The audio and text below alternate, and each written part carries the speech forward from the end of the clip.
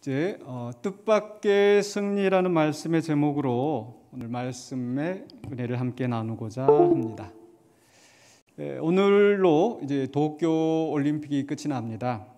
그동안에 사람들을 놀라게 할 만한 많은 이변들이 종종 있었습니다. 그 중에서도 이 배드민턴, 이 세계 38위인 우리 한국의 허광희 선수가 일본의 그 모모타 겐타라고 하는 선수, 이 세계 랭킹 1위입니다. 지난해인가요? 2019년, 20년에 세계 11개의 그 메이저 대회를 휩쓸었던, 그래서 일본 사람들이 가장 강력한 이 금메달감이다. 아마 1위다, 1순위다, 금메달 1순위다라고 여겼던 그 선수를 2대 0으로 압도적으로 이겨내고 우리 허광희 선수가 8강으로 진출을 했습니다. 아마 얼마나 사람들이 기대를 안 했는지 우리 한국 방송사에서는 방송 3사에서 아예 중계조차 할 생각도 하지 않았던 그런 경기였는데 이겼어요. 또 우리 한국의 여자 배구팀 세계 랭킹 14위인데 랭킹 5위인 일본을 이기고 또 랭킹 4위인 터키를 이기고 이것만 해도 아주 큰 이변이었습니다. 물론 아쉽게도 랭킹 2위인 브라질의 벽을 넘지는 못하였지만은 어쨌든 우리 한국 여자 배구팀 아마 잘 해준 것 같습니다. 체력으로나 기술로나 또 그간의 성적으로 보나 대부분 질 것이라고 예상한 선수나 팀이 이렇게 뜻밖의 승리를 거두는 경우가 종종 있습니다. 오늘 본문 14장에서도 사울이 이끄는 이스라엘 군대, 아무리 객관적으로 봐도 이게 열세인데 사울의 군대가 블레셋을 이기는 이 뜻밖의 승리가 있었습니다. 먼저 13장 15절로 23절에 지난주에 나눴던 말씀에 그 이어서 우리가 살펴보면요, 이 사울의 군대가 얼마나 열세인지를 잘 나타나 있습니다. 15절부터 보실까요? 사무엘이 일어나 길갈에서 떠나 베냐민 기브아로 올라가니라. 사울이 자기와 함께한 백성의 수를 세어보니 600명 가량이라. 바로 앞에서 3장 1절로 15절에서 사울은 이 독단적인 결정으로 제사를 드리고 전쟁을 하려 했다가 사무엘로부터 하나님의 명령을 어겼다는 책망을 받았습니다. 그냥 책망 정도가 아니라 이제 사울의 나라가 길지 못할 것이다. 그 왕권이 다른 사람에게 넘어가게 된다라고 하는 이 충격적인 선언이 내려졌습니다. 그리고 나서 오늘 본문의 말씀에서 본 것처럼 사무엘은 사울에게서 떠나갔습니다. 이제 더 이상 하나님의 인도하심이 사울과 함께하지 않는다는 것을 의미합니다. 한마디로 사울은 하나님께 버림을 받았습니다. 게다가 그가 소집했던 백성들, 그를 지지하고 그를 왕으로 세웠던 그 백성들조차도 이제 블레셋의 위세에 겁을 먹고 뿔뿔이 흩어져 도망가 버렸고 이제 겨우 600명만 남아있는 상황입니다. 그들마저도 여기저기에 굴에 숨어서 떨고 있는 상황이었습니다. 근데 반대로 블레셋 군대는 어떠했습니까? 17절 18절에 보면요, 노략군들이 세 대로 블레셋 사람들의 진영에서 나와서 한 대는 오브라기를 따라서 수할 땅 이르렀고 한 대는 베도론 길을 향하였고 한 대는 광야 쪽으로 스보임 골짜기가 내려다보이는 지역길로 향하였더라. 아주 자세하게 지명까지 나와 있는데 한마디로 이야기하면 블레셋 군대가 세 길로 쳐들어왔다는 거죠. 왜 그랬겠습니까? 이것은 이스라엘이 어느 쪽으로도 도망하지 못하도록 전방위적으로 지금 압박을 하고 공격하고 있는 상황인 거죠. 애초에 블레셋 군대가 몇 명이라고 했습니까? 병거가 3만, 마병이 6,000명, 그리고 해변에 모래같이 무수한 군대가 있었다고 그랬는데 세 부대로 나눴으면 똑같이 나누었더라도 몇 명이에요? 한 부대마다 병거가 1만, 마병이 2천, 그리고 다수의 군인들이 지금 있는 상황인 거죠. 그러니까 이 사울의 600명 부대가 어느 부대, 이 세 부대에서 어느 부대하고 맞붙어도 도저히 이길 수 없는 중과부적 그런 상태였던 거죠.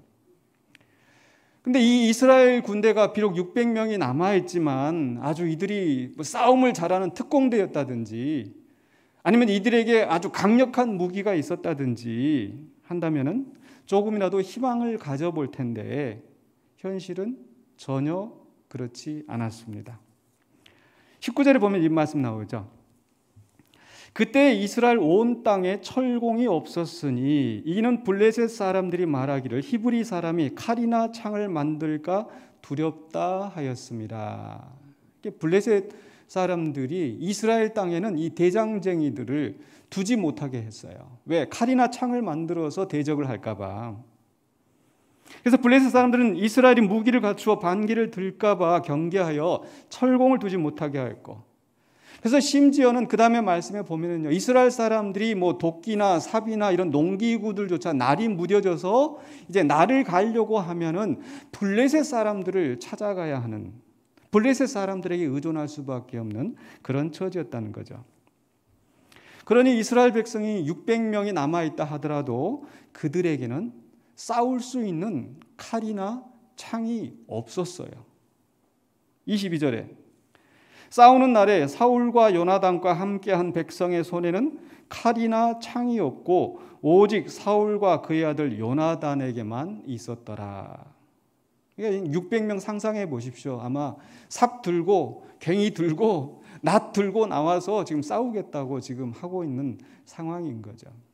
블레셋 사람들은 병거가 1만, 마병이 2천, 엄청난 위세로 지금 이스라엘을 압박하고 있는 겁니다. 이런 형편에서 사울의 군대 600명이 블레셋과 전쟁에서 이긴다는 것은 상상조차 할 수 없는 일입니다. 그럼에도 불구하고 이스라엘의 군대는, 사울의 군대는 블레셋과의 전쟁에서 승리했습니다. 어떻게 이런 일이 일어났을까요? 두 번째로 이제 14장 1절로 15절에 보면은요, 블레셋 진영을 기습한 요나단이 나옵니다. 14장 1절입니다. 하루는 사울의 아들 요나단이 자기의 무기를 든 소년에게 이르되 우리가 건너편 블레셋 사람들의 부대로 건너가자 하고 그의 아버지에게는 아뢰지 아니하였더라. 이 요나단과 사울에게만 무기가 있었는데 그 요나단에게 이제 그 무기를 든 자, 부관이겠죠. 옆에 있는데 그 한 사람만 데리고 블레셋 부대로 간 거예요. 단 둘이서. 이때 요나단은 사울에게, 아버지 사울에게 말하지 않고 또 백성들도 전혀 이 사실을 알지 못했습니다. 아마도 요나단이 그 적진으로 간다는 것을 사울이 들었더라면 뭐 의심할 법 없이 요나단을 말렸겠지요. 자, 가면서 요나단이 이렇게 얘기를 합니다. 14장 6절입니다. 요나단이 자기의 무기를 든 소년에게 이르되 우리가 이 할례 받지 않은 자들에게로 건너가자. 여호와께서 우리를 위하여 일하실까 하노라. 여호와의 구원은 사람이 많고 적음에 달리지 아니하였느니라. 이 요나단의 말을 잘 살펴보면은요, 이 요나단은 단 둘이서 그저 정탐하러 간 게 아니에요. 하나님이 일하실까 하노라. 하나님의 구원은 사람의 수가 많고 적냐에 달려있지 않다. 이렇게 말한 것을 보면요, 여차하면 가서 블레셋 군대를 공격할 의도를 가지고 간 것이라고 말할 수 있습니다. 다만 여기서 요나단은 자기 스스로 뭔가를 할 수 있다는 것이 아니라, 그런 영웅 심리에서 나선 것이 아니라 사람의 숫자와 상관없이 하나님이 일하시면 우리가 블레셋을 이길 수 있다. 그 믿음으로 간 거예요. 그래서 요나단은 마치 기드온이 양털을 내놓고 시험한 것처럼 하나님의 뜻을 찾기 위해서 시험을 하려고 동행한 소년에게 이렇게 제안을 합니다. 14장 8절로 9절에 보라, 우리가 그 사람들에게 건너가서 그들에게 보이리니 그들이 만일 우리에게 이르기를 우리가 너희에게로 가기를 기다리다 하면 우리는 우리가 있는 곳에 가만히 서서 그들에게로 올라가지 말 것이요. 10절에 그들이 말하기를 우리에게로 올라오라 하면 우리가 올라갈 것은 여호와께서 그들을 우리 손에 넘기셨음이니 이것이 우리에게 표징이 되리라 하고. 한마디로 말해서 블레셋 사람들이 밖으로 쫓아나오지 않고 요나단과 그 소년을 자기들 진영으로 들어오라고 한다면 하나님이 블레셋을 그들에게 넘기신 것으로 알고 쳐들어가겠다는 것입니다.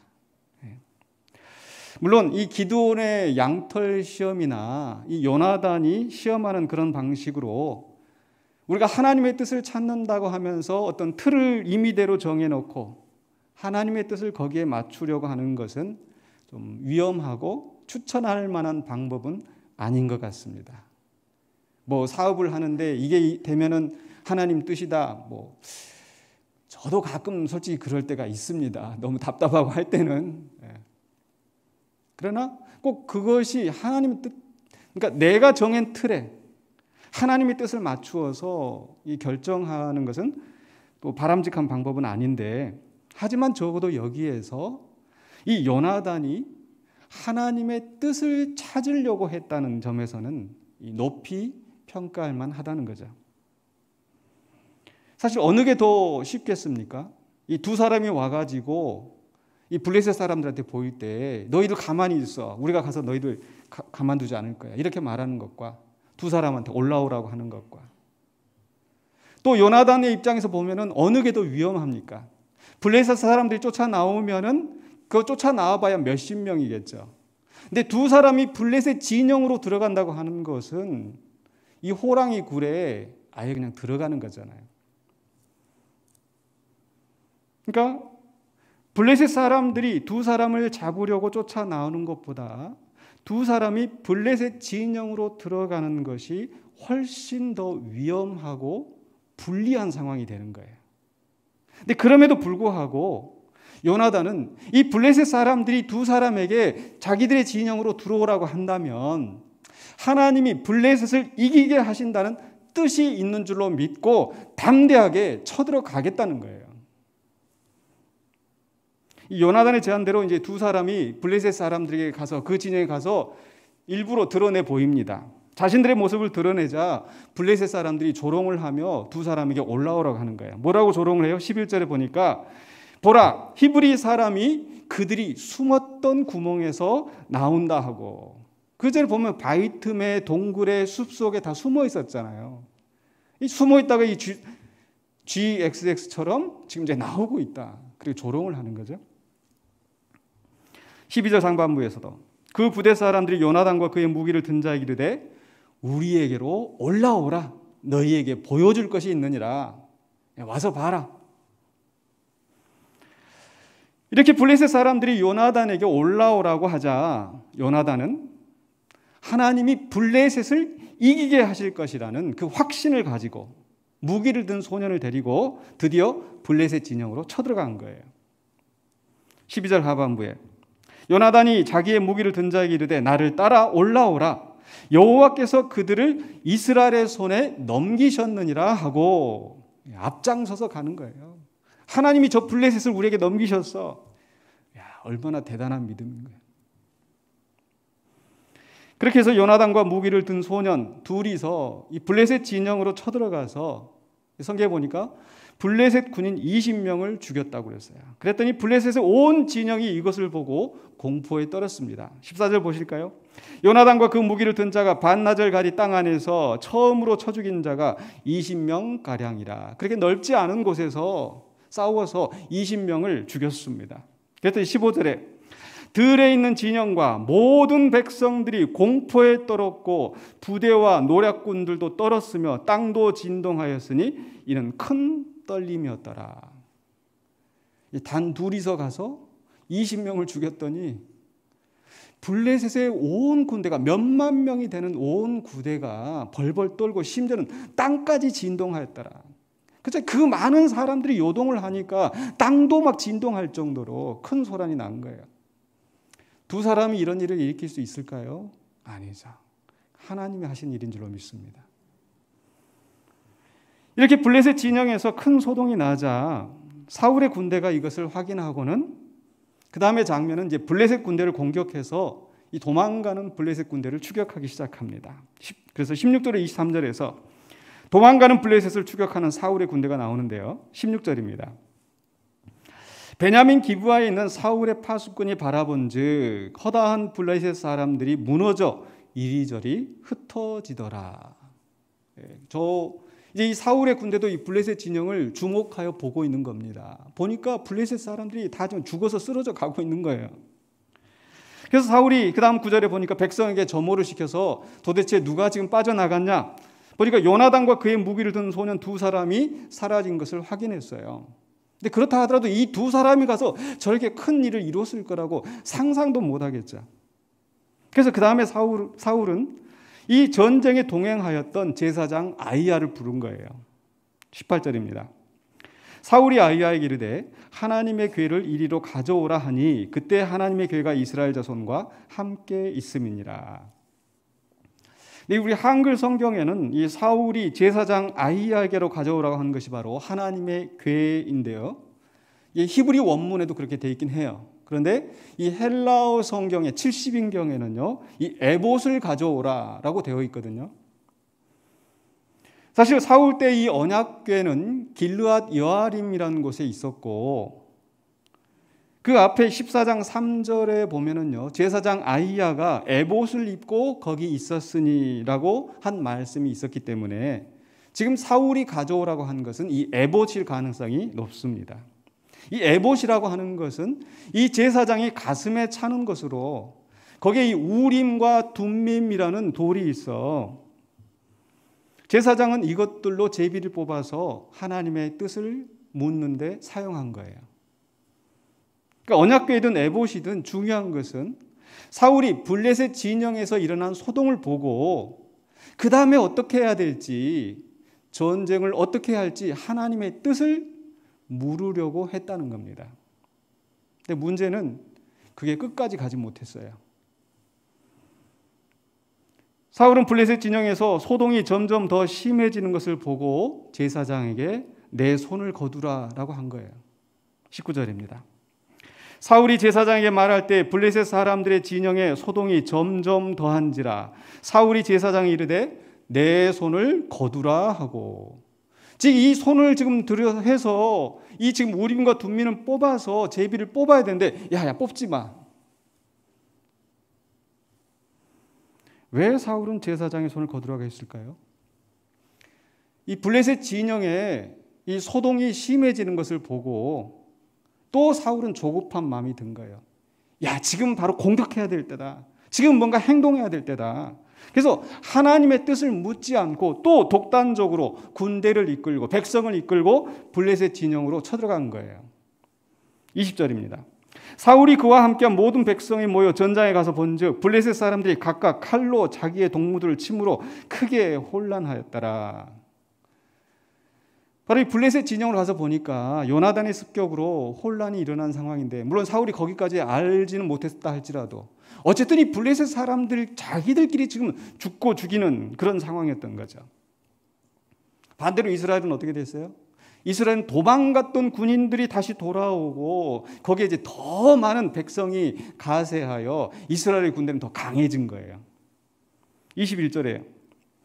전에 블레셋 사람들과 함께 하던 히브리 사람이 사방에서 블레셋 사람들과 함께 진영에 들어왔더니 그들이 돌이켜 사울과 요나단과 함께한 이스라엘 사람들과 합하였고, 이스라엘이 이긴다 싶으니까 이제 그쪽으로 달라붙은 거죠. 22절에 에브라임 산지에 숨었던 이스라엘 모든 사람도 블레셋 사람들이 도망함을 듣고 싸우러 나와서 그들을 추격하였더라. 충분히 상상할 수 있는 상황인 거죠. 전세가 완전히 역전되었어요. 블레셋 사람들은 도망하고 이스라엘은 지금 사기가 충전하여서 그 뒤를 지금 추격하는 상황이 된 겁니다. 근데 여기에 대해서 성경은 14장 23절에서 뭐라고 말씀합니까? 23절에 여호와께서 그날에 이스라엘을 구원하심으로 전쟁이 베다웬을 지나니라. 하나님이 구원하셨다. 근데 우리는 이 승리에 대한 평가에서 사울이 빠져 있다라는 것을 주목해야 합니다. 애초에 하나님은 사울을 통해서 블레셋을 이기게 하시고 백성을 구원하신다고 그 계획을 말씀하셨어요. 9장 16절에 있었죠. 사울을 뽑을 때에 내일 이맘때에 내가 베냐민 땅에서 한 사람을 내게로 보내리니 너는 그에게 기름을 부어 내 백성 이스라엘의 지도자로 삼으라. 그가 내 백성을 블레셋 사람들의 손에서 구원하리라. 사울을 두고 한 말씀이에요. 그가 내 백성을 블레셋 사람들의 손에서 구원하리라. 그런데 14장에 와서 정작 블레셋과의 전쟁에 대해 이야기할 때, 평가할 때 하나님만 구원자이시고 사울은 빠져 있는 거예요. 사실 여기서 사울은 한 일이 없거든요. 어쩌면 그래서 또 사울은 조급한 마음에 섣부른 맹세를 백성들에게 시킨 것 같습니다. 왜냐하면 이대로 전쟁이 끝나면 요나단만 영웅이 되고 자기는 사람들에게 무시받을 것 같으니까 어떻게 해서든지 저 도망가고 있는 블레셋을 추격을 해서 뭔가 이 끝장을 내야겠다는, 그래서 자기도 뭔가 영광을 받으려고 하는 그런 마음이 있었던 것 같습니다. 그래서 그 다음에 24절로 46절에 사울의 맹세가 있었고 그에 따른 문제들이 드러납니다. 24절입니다. 이날에 이스라엘 백성들이 피곤하였으니 이는 사울이 백성에게 맹세시켜 경계하여 이르기를 저녁 곧 내가 내 원수에게 보복하는 때까지 아무 음식물이든지 먹는 사람은 저주를 받을지어다 하였습니다. 그러므로 모든 백성이 음식물을 맛보지 못하고, 이 도망가는 블레셋 군대를 추격하기에는 또 이스라엘 백성도 그만큼 피곤하겠죠. 근데 사울은 이 백성들의 형편은 전혀 생각하지 않고 억지로 금식의 맹세를 하게 한 거예요. 이 맹세의 내용을 살펴보면요, 뭐라고 했어요? 저녁 곧 내가 내 원수에게 보복하는 때까지. 이건 지금 사울의 개인의 전쟁으로 지금 받아들인 거예요. 하나님의 전쟁이 아니라, 전쟁은 하나님께 속한 것이니가 아니라 내가 내 원수들에 보복할 때까지. 여기서 사울은 오직 블레셋에게 이 보복하는 데 집착하여 어떻게든지 저녁에까지 쫓아가서 이 전쟁을 끝장낼 심산이었던 것 같습니다. 애초에 하나님 뜻이 무엇이었습니까? 그 백성을 블레셋에게서 구원하는 것이었죠. 이렇게 블레셋이 자중질환으로 도망가게 된 것만으로 이미 이스라엘을 구원하고자 하시는 하나님의 뜻은 이루어졌을 수 있습니다. 그런데 사울은 하나님의 뜻과 상관없이 기어이 블레셋에게 보복을 할 생각으로 그날 저녁까지 백성을 몰아붙여서 음식도 먹지 말고 블레셋을 추격하게 만든 거예요. 사울은 하나님의 뜻이나 백성의 안위에 대해서는 전혀 관심이 없어요. 오직 복수심에 사로잡혀 자기 공로를 세우기 위해서 백성들로 섣부른 맹세를 하게 하고, 그래서 이것 때문에 또 다른 문제들이 생겨나는 겁니다. 먼저는 요나단이 금식의 맹세를 어기게 되었어요. 27절입니다. 요나단은 그의 아버지가 백성에게 맹세하여 명령할 때 듣지 못하였으므로 손에 가진 지팡이 끝을 내밀어 벌집에 꿀을 찢고 그의 손을 돌려 입에 대매 눈이 밝아졌더라. 아마도 요나단은 이 먼저 블레셋 진영에 들어가서 싸우고 있었기 때문에 이 사울의 금지령을 듣지 못했던 것 같습니다. 또한 다른 사람들보다 먼저 들어가서 격렬한 싸움을 했기 때문에 훨씬 더 피곤하고 지쳐 힘든 상태였겠죠. 그래서 이 지친 요나단은 땅에 있는 이 벌집의 꿀을 보고 반가워서 그걸 찍어 먹었는데, 나중에서야 그걸 보고 주변 사람들이 큰일 났습니다. 당신의 아버지 사울이 이 먹지 말도록 금지를 했습니다. 거기에 대해서 이제 요나단은 우리 아버지가 잘못된 맹세를 했구나 라고 반발을 하는 거죠. 그러면서 이야기가 끝나는 것 같았는데, 문제는 그 다음에 이 사울은 아들 요나단뿐만 아니라 다른 백성들에게도 더 큰 죄를 짓게 만들었어요. 사울이 원하는 대로 백성들은 블레셋을 추격해서 치고 전리품을 챙겼습니다. 얼마나 배가 고팠든지 너무 시장한 나머지 이 탈취한 가축들을 잡아서 그대로 잡아먹은 거예요. 14장 32절에 이렇게 묘사하죠. 백성이 이에 탈취한 물건에 달려가서 양과 소와 송아지들을 끌어다가 그것을 땅에서 잡아 핏째 먹었더니, 땅에서 잡아가지고 막 갈라가지고 뭐 날골로 먹은지 구워 먹은지 모르겠지만 그대로 잡아먹은 거예요. 근데 하나님은 율법으로 분명히 명령하셨어요. 피는 생명이므로 먹지 말라.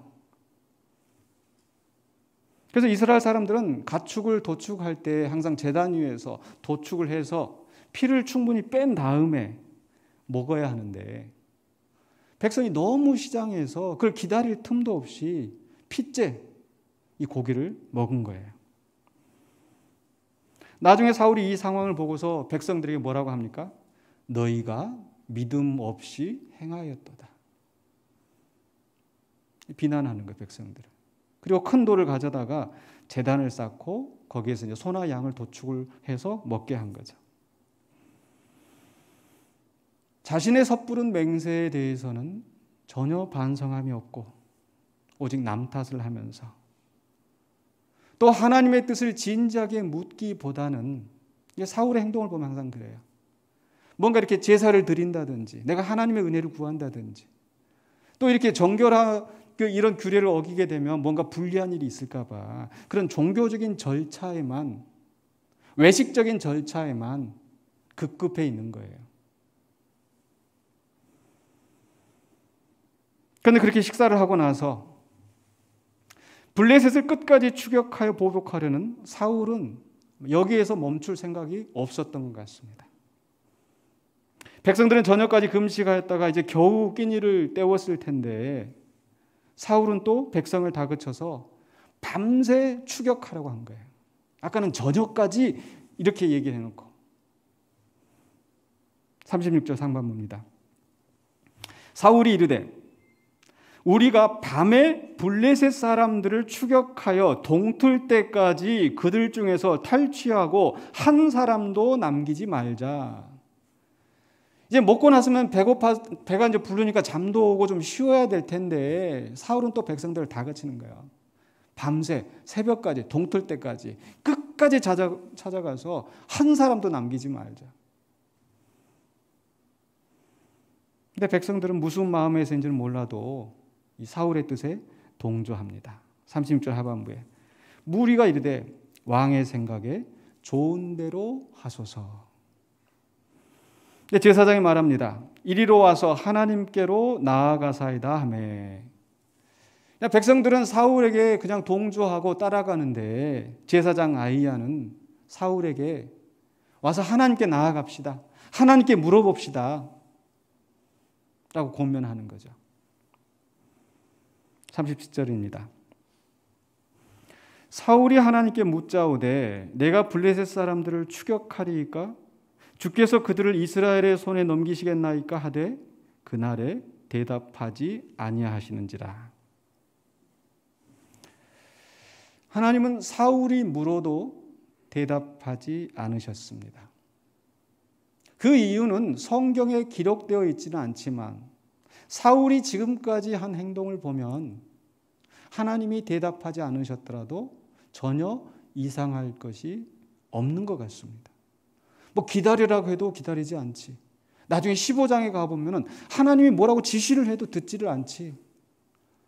그러니까 하나님의 뜻과 상관없이 자기 하고 싶은 대로 하는 거예요. 하나님이 대답하시지 않는 게 이상하지 않아요. 근데 또한 이 시점에서 만약 하나님이 대답하지 않으셨다면 어떻게 해야 되겠어요? 조용히 하나님이 대답하실 때까지 기다리며. 사실 하나님이 대답하시지 않는 것은 어떻게 보면 노 아닙니까? 우리도 그럴 때 많이 있잖아요. 누가 뭐라고 하면 차마 내가 아니다라고 말은 못해도 마음이 이렇게 끌리지 않을 때 그냥 조용히 입 다물고 있는 것처럼. 그러니까 그 순간에 조용히 기다리면서 하나님의 뜻을 구하는 것이 바른 태도일 텐데 사울은 또 조급하게 나서서 왜 도대체 하나님이 대답하지 않으신지, 문제의 원인이 무엇인지, 누가 죄를 지은 것인지 찾으려고 한 거예요. 그러면서 사울은 또 섣부른 맹세를 합니다. 39절입니다. 이스라엘 구원하신 여호와께서 살아계심을 두고 맹세하노니 내 아들 요나단에게 있다 할지라도 반드시 죽으리라 하되 모든 백성 중 한 사람도 대답하지 아니하매. 하나님만 대답하시지 않는 게 아니라 백성들도 이제 대답하지 않아요. 사실 요나단은 사울의 아들이면서 또 2인자로서 사울과 함께 군대를 지휘하던 이끌던 대장이었는데요. 또 이 전쟁에서 아주 독보적인 공을 세운 사람이지 않습니까? 그는 하나님에 대한 굳은 믿음으로 블레셋 진영에 쳐들어가서 이 블레셋 군대가 도망하게 만든 결정적인 역할을 한 사람이죠. 아마도 백성들은 요나단이 사울의 금지령을 어긴 사실을 알고 있었지만 그 요나단을 아꼈기 때문에 사울에게 차마 이 고자질하지 않았던 것 같습니다. 근데 사울의 행동을 보면은요, 요나단이라도 죄가 있으면 죽을 것이라 할 뿐만 아니라 제비를 뽑을 때도 이 요나단을 특정을 해요.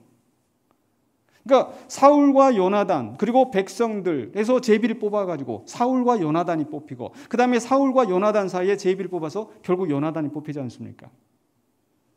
그러니까 처음부터 이 사울은 이 요나단을 염두에 두고 이 전쟁에서 승리의 공을 세운 백성들의 신임을 받는 요나단을 염두에 두고 지금 일을 하고 있는 게 아닌가. 결국 제비에서 요나단이 뽑히자 사울은 요나단이 기어이 죽어야 한다. 이렇게 이야기를 해요. 14장 44절에 사울이 이르되 요나단아 내가 반드시 죽으리라. 그렇지 않으면 하나님이 내게 벌을 내리시고 또 내리시기를 원하노니. 이 요나단이 죽는 게 하나님 뜻입니까? 자기 뜻 자기 생각이잖아요. 근데 넌 죽어야 돼. 사울은 자신의 조급함에 대해 반성하지도 않고 자신이 세운 맹세를 요나단이 어겨서 이런 문제가 생겼다 하고 오직 요나단을 죽여서라도 지금 밤새 이 백성들을 이끌고 이 블레셋을 추격하려고 한 거예요. 자신의 목적을 이루기 위해서. 하지만 이때 백성들이 반발하여서 사울은 뜻을 이루지 못합니다. 45절 상반부에 백성이 사울에게 말하되 이스라엘의 이 큰 구원을 이룬 요나단이 죽겠나이까? 결단코 그렇지 아니하니이다. 여호와의 살아계심을 두고 맹세하옵나니 그의 머리털 하나도 땅에 떨어지지 아니할 것은 그가 오늘 하나님과 동역하였음이니이다 하여 백성이 요나단을 구원하여 죽지 않게 하니라. 이 요나단에 대한 백성의 생각이 무엇입니까? 이 요나단은 이스라엘을 위하여서 큰 구원을 이룬 사람이고 자기 혼자 독단적으로 한 것이 아니라 누구와 동역했어요? 하나님과 동역한 사람입니다. 근데 사울은 그런 생각이 전혀 없어요. 오직 자신의 목적을 위해서 요나단을 죽이려고 한 거예요. 백성의 반발에 부딪혀서 요나단을 죽이지 못하고 결국 사울은 이 블레셋을 추격하는 것을 포기하는 것으로 기사가 마무리됩니다. 46절에 사울이 블레셋 사람들 추격하기를 그치고 올라가매 블레셋 사람들이 자기 곳으로 돌아가니라. 일단은 전쟁이 끝나고 나서 그 다음에 47절로 52절에 이제 사울에 대한 역사적인 평가가 나오는데요. 먼저 47절로 48절은 이 왕으로서 사울의 업적에 대해서 이렇게 요약합니다. 47절 보십시다. 사울이 이스라엘 왕에 오른 후에 사방에 있는 모든 대적 곧 모압과 암몬 자손과 에돔과 소바의 왕들과 블레셋 사람들을 쳤는데 뭐라고 되어 있어요? 향하는 곳마다 이겼고 48절에 계속해서 용감하게 아말렉 사람들을 치고 이스라엘을 그 약탈하는 자들의 손에서 건졌더라. 사울은 많은 전쟁에서 승리를 했습니다. 그리고 이스라엘을 그 주변의 대적들의 손에서 건져냈습니다. 인간적인 관점에서 보면 사울은 승리한 왕이요, 위대한 업적을 이룬 왕입니다. 이것은 사울을 통해 이스라엘을 구원하겠다고 하신 하나님의 약속이 성취된 것으로 보입니다. 그러나 정작 사울은 하나님 앞에 어떤 평가를 받게 될까요? 오늘 본문에서 말하는 사울이 대적들을 이겼다, 향하는 곳마다 이겼다라고 하는 이 요약은 이 후대에 다윗에 대한 역사적 평가와 비교할 때 분명한 차이가 있습니다. 다윗에 대해서는 뭐라고 기록되어 있는가? 사무엘하 8장 6절에 다윗이 다메섹 아람의 수비대를 두매 아람 사람이 다윗의 종이 되어 조공을 바치니라. 그 다음에 같이 읽어볼까요? 다윗이 어디로 가든지 여호와께서 이기게 하시니라. 사울은 향하는 곳마다 이겼더라. 그럼 거기에는 하나님이 안 계신 거예요. 그런가 하면 다윗은 하나님께서 이기게 하셨더라. 하나님께서 승리를 얻게 하신 거예요. 그리고 나서 오늘 본문 14장 마지막은 이렇게 마무리되어 있습니다. 14장 52절에 사울이 사는 날 동안에 블레셋 사람과 큰 싸움이 있었으므로 사울이 힘센 사람이나 용감한 사람을 보면 그들을 불러 모았더라. 전쟁을 위해서 군인들을 모으는 이 사울의 태도는 앞서 요나단이 블레셋 진영에 쳐들어갈 때 가졌던 믿음과 대조됩니다. 요나단은 이렇게 말했거든요. 14장 6절에서 이 할례 받지 않은 자들에게도 건너가자. 여호와께서 우리를 위하여 일하실까 하노라. 여호와의 구원은 사람이 많고 적음에 달리지 아니하였느니라. 지금 이 성경의 저자가 지금 비교하는 것은 바로 인간의 손에 의지하여서 하나님의 뜻에는 관심이 없고 이 인간적인 세속적인 방법만 찾고 있는 바로 이 사울. 그래서 이 사무엘상 14장 52절의 이 요약은 사울이 많은 전쟁에서 승리했지만 그것은 하나님을 의지하여서 하나님의 뜻을 따라 이룬 것이 아니라는 것을, 이룬 승리가 아니라는 것을 말씀하고 있어요. 그래서 저는 우리 14장에서 이 사울이 쟁취한 승리들은 하나님의 뜻 밖에서 이루어진 승리라고 말할 수 있다는 거죠. 뜻밖의 승리.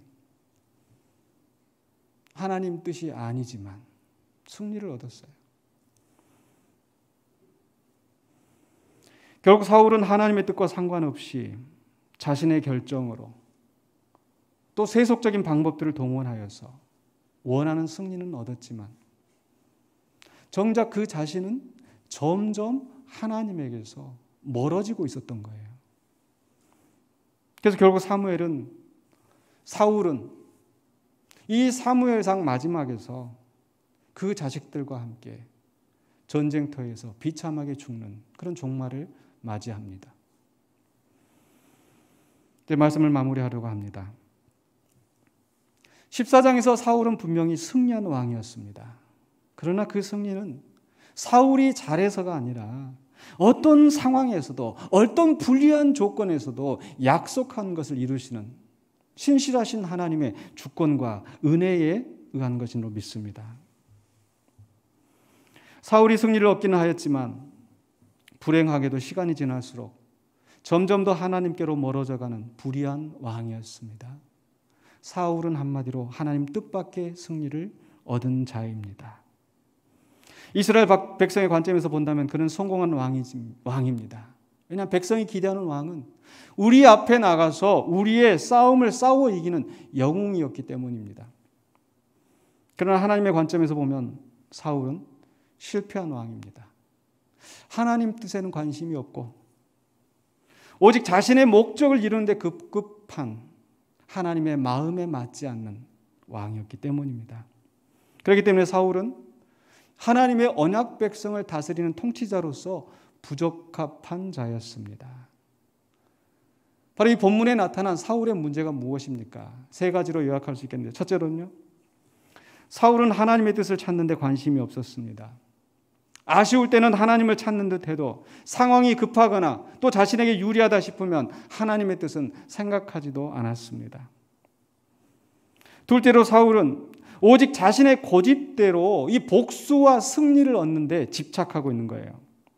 사울에게 있어서 제사를 드린다든지 금식을 한다든지 맹세를 한다든지 이런 종교적인 열심은 단지 자신의 목적을 이루기 위해 하나님을 이용하는 행위에 불과했습니다. 셋째로 사울은 자신의 목표를 이루는데 걸림돌이 된다면 아들을 죽이는 것도 불사하는 폭군이었습니다. 물론 제사장 엘리와 같이 아들이 잘못된 길로 가는데도 아들을 감싸느라 하나님 뜻에 어긋난 길로 가는 것도 잘못이겠죠. 그러나 요나단의 경우는 엘리의 아들들과 전혀 경우가 다른 거예요. 오히려 요나단은 사울보다 나은 아들이었어요. 하나님의 뜻을 묻고 하나님의 뜻을 따라 용감하게 나서서 이스라엘을 구원하는 선한 사명자였습니다.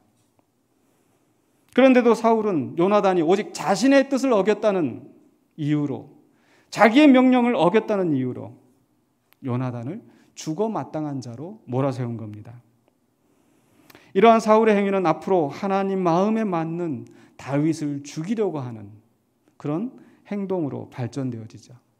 또 이런 행위는 더 나아가서 오직 자기들의 기득권을 지키기 위해서 자기들의 전통과 맞지 않는다고 해서 하나님의 아들이신 예수 그리스도를 죽이려고 하는 유대인의 종교 지도자들, 대제사장과 장로들을 연상시키게 만듭니다.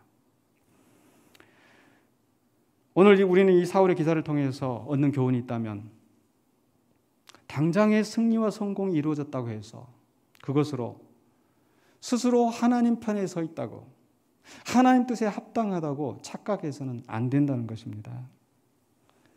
하나님을 떠나서도 불의한 방법으로 얼마든지 성공하고 이길 수 있기 때문입니다. 그래서 단지 결과를 보고서 모든 것을 합리화하는 어리석음에 빠지지 말아야 합니다. 여기서 우리는 사도 바울이 고백한 말씀을 되새겨 볼 필요가 있습니다. 고린도전서 9장 26절 27절에 그러므로 나는 다름질을 하기를 향방 없는 것 같이 아니하고 싸우기를 허공을 치는 것 같이 아니하며 내가 내 몸을 쳐 복종하게 함은 내가 남에게 전파한 후에 자신이 도리어 버림을 당할까 두려워함이로다. 쓰임 받기는 하는데 정작 자신을 복종하게 하지 않으므로 버림을 당하게 된다면 얼마나 무서운 일입니까? 사울은 승리를 얻고 백성을 구원하긴 했습니다. 하지만 자신을 쳐 하나님의 뜻에 복종하게 하지 않으므로 결국 하나님께 버림을 받고 비참한 종말을 맞이하게 된 것이죠. 그렇기 때문에 우리의 목표는 이기는 것도 아니고 성공하는 것도 아닙니다. 우리의 목적을 이루기 위해서 어떤 종교적인 열심으로 하나님을 이용하려고 해서도 안 됩니다. 우리의 삶의 목적은 우리를 통하여 하나님의 뜻이 이루어지고 하나님의 영광이 드러나며 하나님의 나라가 확장되게 하는 데 있어야 할 줄로 믿습니다. 그렇기 때문에 이 일을 위해서 우리는 항상 하나님의 뜻을 분별하기 위해 힘써야 하며 매 순간 자신을 쳐서 복종하게 하는 노력을 기울여야 합니다. 그렇게 하나님의 마음에 맞는 사명자로 쓰임받고서 주님 오시는 날에 영광과 존귀와 칭찬을 받는 신실한 사명자로서 살아가시기를, 신실한 주님의 종으로서 살아가시기를 주님의 이름으로 간절히 축원합니다. 기도하겠습니다. 거룩하신 아버지 하나님 은혜를 감사합니다. 오늘 우리에게 주신 말씀을 붙잡고 주님의 신실한 종으로 살아가기를 원합니다.